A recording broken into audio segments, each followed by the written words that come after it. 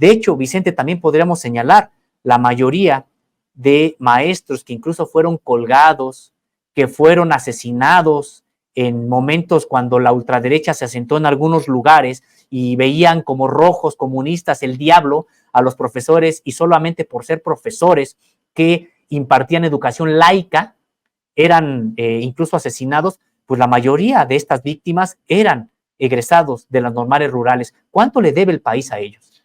Oye, Sosimo, ¿y no ha habido un resurgimiento de las normales con la desaparición de los 43? Porque yo recuerdo que hubo un momento en el que las normales rurales salieron a marchar, a manifestarse, creo que era todavía en tiempos de Peña Nieto, alrededor del país, que salían a exigir justicia, que salían a pedir que aparecieran los 43 de Ayotzinapa.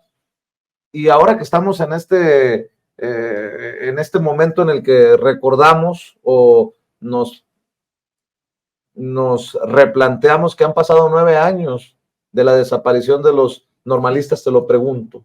¿Han salido con más fuerza? ¿Ha habido un resurgimiento, un reforzamiento de los lazos entre normales rurales? Porque hay unas que yo ni conozco, pero me recuerdo que hay una por allá en Oaxaca, cerca de Tamazulapan. Ah, mira, para que veas, en donde viví por ahí de 6 meses, 7 meses, y que me decían que mantenían comunicación entre las normales rurales. Sí, son parte todas ellas de la Federación de Estudiantes Campesinos Socialistas de México, una organización impresionante también, Vicente.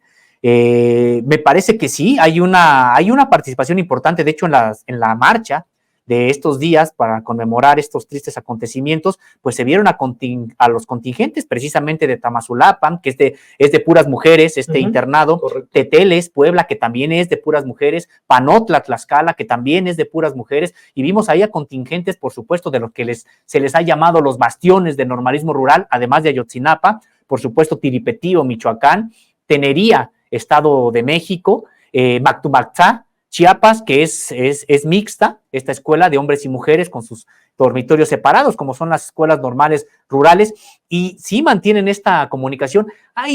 Por supuesto que hay problemas también al interior de la propia organización, esperemos que pronto los resuelvan, y me parece que son naturales en cualquier disputa, en cualquier organización hay también estas disputas, pero recordar algo de esta FECSUM.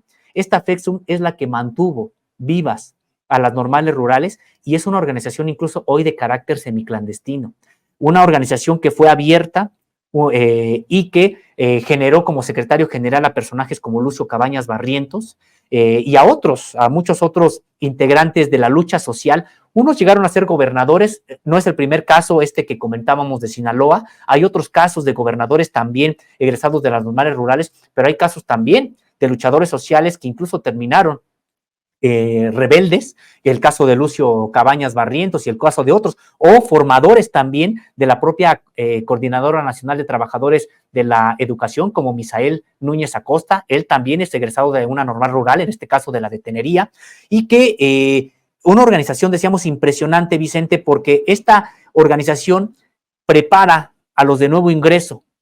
Ellos crecen y cuando están en los niveles ya casi a punto de salir, preparan a la generación que sigue, y así es como han venido defendiendo los 5 ejes del normalismo rural: la gratuidad, las becas, el autogobierno en estas escuelas. Por eso decimos, es una organización impresionante la propia FECSUM, y decíamos de carácter semiclandestino. ¿Por qué?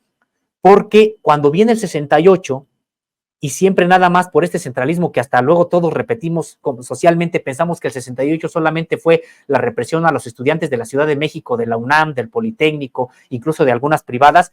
Pues resulta que la represión intensa, fuerte, también fue a las normales rurales, y cerró Díaz Ordaz a sangre y fuego, ocupando con el ejército la mitad de las escuelas normales rurales. Cerró 17 en ese momento, o 18, ahorita no tengo el dato ahorita preciso. Díaz Ordaz cerró estas escuelas, no sabemos, incluso nunca se contabilizó el número de muertos, de personas desaparecidas, etcétera, en estos cierres. Y luego, Vicente, señalar que estas escuelas normales rurales pues siguieron vivas, pero la organización estudiantil tuvo que pasar a la clandestinidad total. porque había una persecución muy intensa. En 1973-74 regresó la FECSU, pero prácticamente en condición de semiclandestinidad que se mantiene hasta el día de hoy. Nunca se saben los nombres reales de los estudiantes que ocupan las principales carteras, ni en las escuelas, ni a nivel los organismos nacionales que ellos les llaman, y lo hacen por una cuestión de protección durante tanto tiempo de acoso, tanto tiempo de tratar de cerrar las normales rurales. Recuerdo que en las primeras mañaneras, y aquí me vas a iluminar tú porque estás más informado, se hablaba le pedían al presidente la reapertura de una escuela rural, no me acuerdo si es en Hidalgo. Sí, el Meche. El Meche. Sí.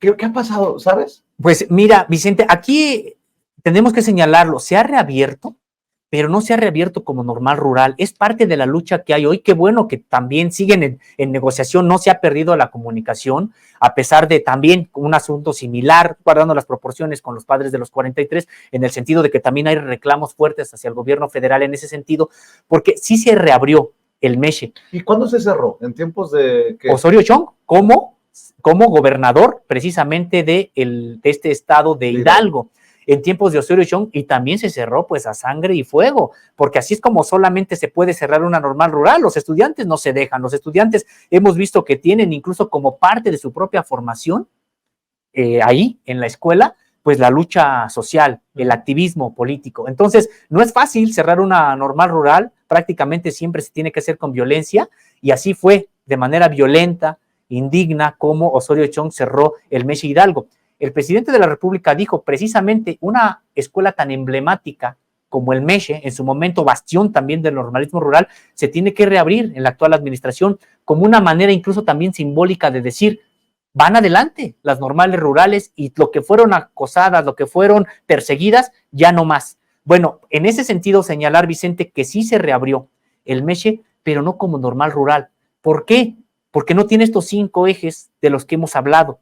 Si no tiene los 5 ejes de los que hemos hablado, pues no se puede considerar una normal rural, será una normal, otra escuela formadora de profesores, pero no una normal rural, porque es un modelo educativo que se tiene que preservar. Se está en diálogo para relanzarlo con estos 5 ejes, y me parece que ahí, pues sí, habría que hacer un llamado a las propias autoridades, a la propia sensibilidad de las autoridades, para, si se le va a llamar reapertura de una normal rural, tiene que ser con los 5 ejes, sino que se le cambie el nombre. Claro. Porque si no, podrían decir, a ver, es una escuela normal que se va a llamar Luis Villarreal, si quieren igual, con sede en el Meche Hidalgo, pero si no tiene los 5 ejes, no se le puede llamar normal rural. Pues mi querido Sósimo, fascinantes los temas de los que vienes a hablar con nosotros en esta mesa de investigación contra Líneas Sin Censura. ¿Por qué no cerramos invitando a la audiencia a que los lean, a que los vean, a que los escuchen como siempre? Pues muchas gracias, Vicente, muchas gracias por también el interés en estos temas. Los detalles los encuentran en www.contralinea.com.mx. También pueden seguirnos ahí en redes sociales, estamos como Contralínea en YouTube, Facebook, Twitter, Instagram y TikTok. Bueno, Twitter ahora que ya se llama X o X.